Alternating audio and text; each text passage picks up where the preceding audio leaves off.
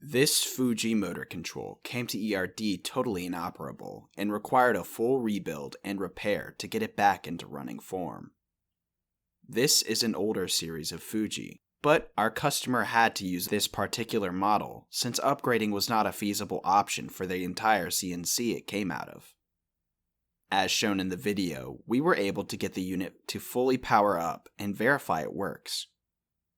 We hooked it up to a linear load with a tach-syn feedback on a different motor since we did not have the custom motor that this driver uses, but this method of repair is still effective at testing the functionality.